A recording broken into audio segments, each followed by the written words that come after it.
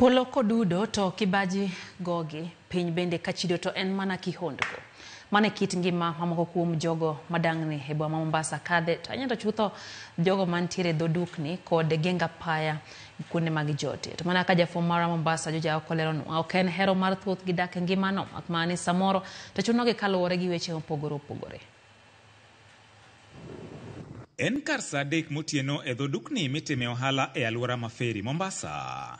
Kae ne arodhno gi miyoni ma piny ochamo gi nyithinde 2 mane ayudo ka opedhonegi ogunia e kind tuk moro motene tie ot moro ma sani koro giluongo ni dalagi.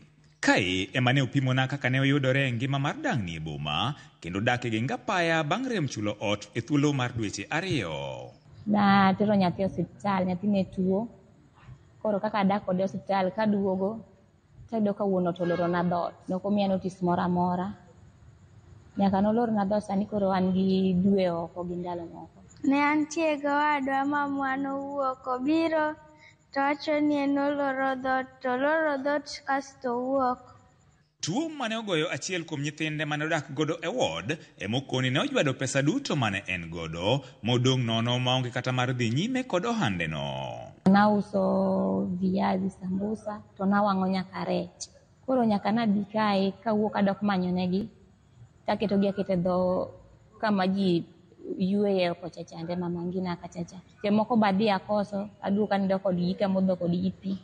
Seche moko be onge gimoro amora magichamo gin ndanienda.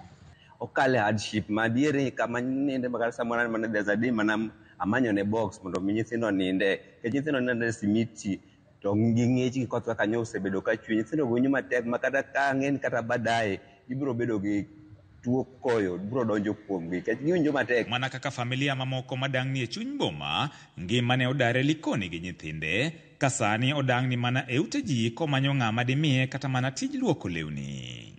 Ma okoni en bang' ywakne ne wuon ot gore e lwanda. Natemo wuoyo kode to nyisa ni embe mane gimo otegemea kodhigo sikul pod osomo mane gire mong'eyo koro onge ako nyalo timo manya miye. Loro ne ng'ato nyithindo matindo chalo ng'ama oketho ngima nyithindo kako nyithindo in the street.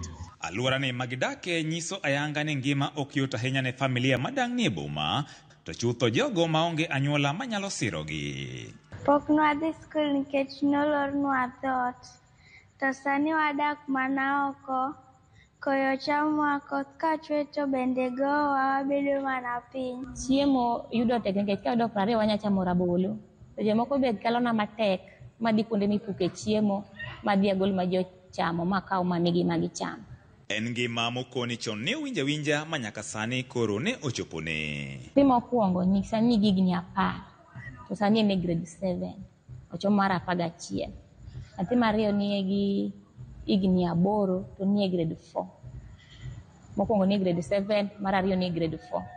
Nyithindo nyaka nawera godo kigo simbe to komaki kogo simbe to okogomb kata ni osimo moro amora. Jonyuol na naiko chon sani an mana kaka an ni joma luwo bang'a pod tindo ipuonjo gi mana gi ji.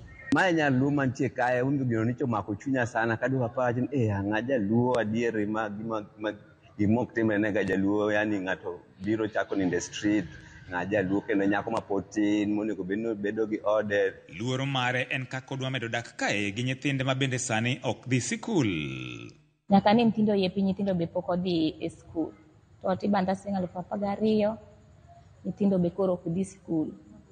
Koro akale matek akon ng'ata manyalo konya machunye olor mondo konya agol nyithindo gi kae.